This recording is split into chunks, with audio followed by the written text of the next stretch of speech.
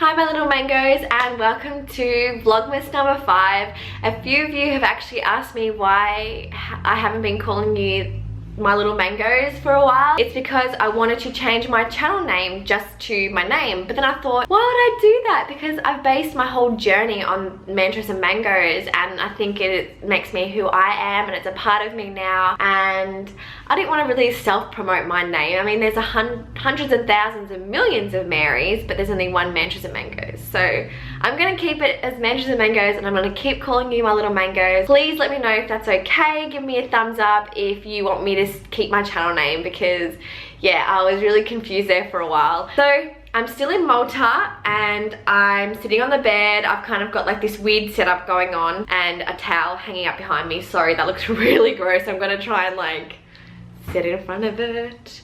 It is Q&A time. I put a photo up on Instagram the other day of ice cream and I asked you guys to ask me your questions. It's gonna be in no particular order. Anyways, so it's gonna be no particular order, no kind of categories or themes or anything. It's just whatever questions you've asked me. I won't answer them all, but I will try my best. Okay, so let's get started. This is from Ina. How is it for you to be so far away from home such a long time? Love all your videos and pics. Thank you. It was really hard in the beginning. Like, I was missing my dad a lot and my mum and my cat, and I missed my routine and, you know, my own bed. But after a while, traveling has just become like a part of me now. You know, even going to a new country or anything, it just feels like, yep, this is the norm, this is what I'm doing, and I'm fine with that. I'm looking forward to going home, but yeah, in the beginning it was hard, but now it's just like second nature. How much money did you save up and spend on this trip? This is a pretty hard question that I don't really want to answer because it's quite personal between me and Bo, because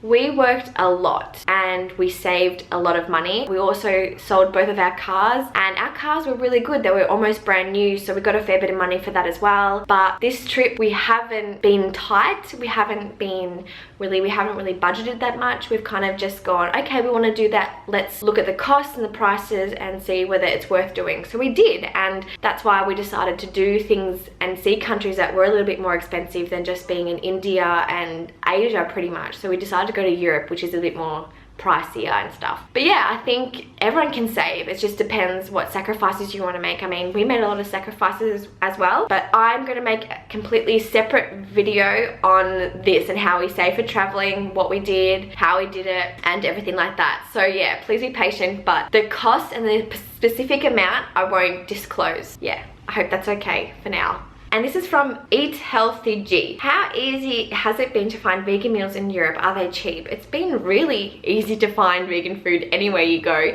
Surprisingly, most places in Europe have a vegan or vegetarian option. You just ask for no cheese or no egg or whatever. But if we're really stuck in a country where there's no food, we just go to an Asian shop or Italian. They always have pasta, pizza, and curries, rice. That's all vegan, so we haven't really struggled that much. And expensive, London was really expensive. I mean, gosh, that was just crazy. And everywhere else was pretty reasonable, I think. So yeah. This is from peas.passion. What was your favorite place you visited so far on your journey through Asia and Europe? Definitely the Himalayas in Nepal. I highly recommend everyone to go to the Himalayas.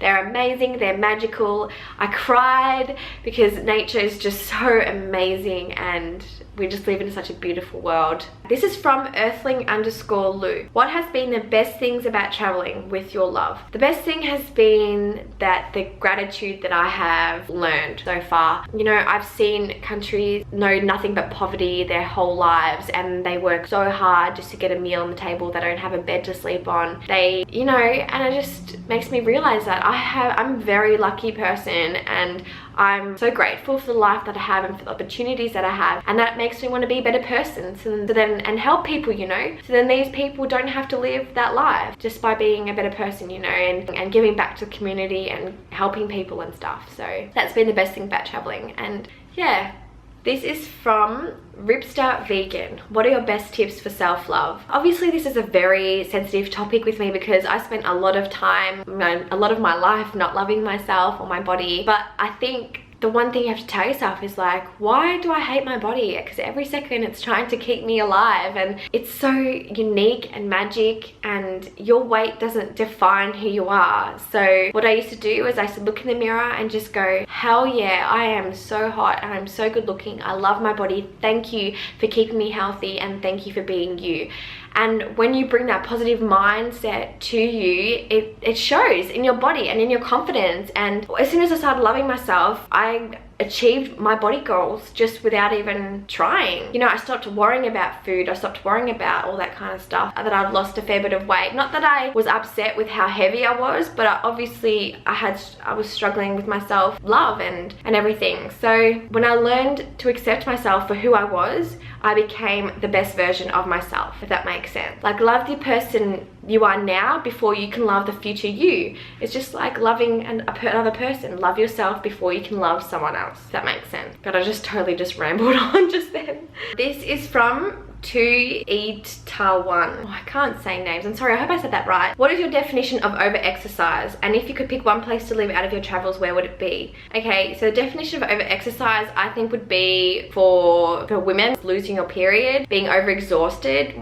And for men, when you come home, you just have no energy to live your life. It's when you feel tired, you feel sick, you feel like, I don't know, I used to over-exercise a lot, and I remember coming home and just eating and then just being like this lump of nothing, just being a sad person because I had no energy literally to do nothing else but exercise. And that's not living, I don't think. I think you need to have balance. So yeah. And favorite place to live, if I was to choose anywhere, it'd be Australia. I can't go past the best country in the world. Sorry guys, I'm a bit biased, I know, but Australia's home and it always will be. This is from Apples and Amanda's. Do you plan on doing or pursuing anything with your nursing in terms of your career, or will you just be doing work travel? So glad you're doing Vlogmas too. Yay! I think when I get home, I will go back to nursing. I mean, I love nursing, but obviously I will find a place where I am treated well. I love the practice nursing that I was doing. I was working in pediatrics for a while in the hospital, and then I was in mental health in the hospital, but I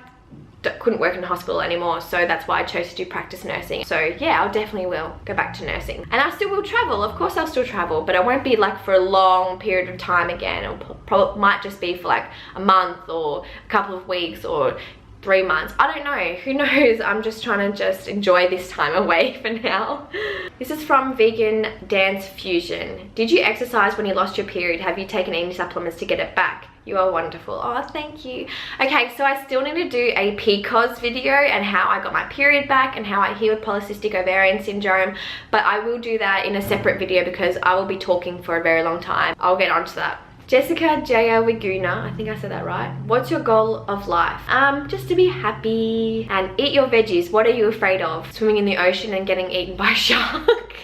I'm scared of the dark. I'm scared of losing someone that I love. I'm scared of being scared. I get anxiety attacks sometimes because I'm scared to be scared, if that makes sense. Like, I don't want to be in a situation where I have to be afraid, and it scares me because I don't want to be like that. I want to be brave. And yeah, I'm getting better. I used to be really, really bad, but yeah, it takes time. This is from NMHKC. Do you have any tips on how to stay calm during exams and stressful weeks or months? I would suggest to read, do yoga, meditate, have crystals on your desk, use that energy. Yeah, do a lot of meditating. I think would definitely help. Go for long walks, have a break, set yourself a timetable or a routine of studying. That's what I used to do. I used to say, okay, I'm gonna get up at 6 o'clock in the morning or 7 o'clock in the morning. I'm gonna go for a long walk, then I'm gonna come back and have breakfast, and I'm gonna study for 2 hours. Then I'll have half an hour break to, you know, do whatever I want. I'll come back to studying, then I'll have a lunch break, then I'll go back to studying, and then I'll finish for the day. Like, I think if you set yourself a routine, it won't seem too much in the end. And also make yourself a list, but don't do like 20 different things at once like I used to do. I used to do that a lot. So maybe just choose one thing you're gonna do or learn for that day and then learn it. For nursing, it was really hard, but I made little flashcards and I would just memorize every single flashcard until I got it all right, and then I would write them out again and again and again, and that's how I remembered, and that's how I studied for my exam. And also I recommend, yeah, if you're having a stressful week or month, just take some time to have some time to have you time, if that makes sense. Be by yourself, you know, do what you want to do. Don't try and please others. Don't try and do too many things at once. Just take it step by step. Anyways, that's all I'm going to do because this is going for a really long time. I hope you really enjoyed this Q&A. Let me know what kind of videos you want to see. Post them down below, and yeah, thank you so much for watching my little mangoes, and I'll see you guys next video. It gets easy.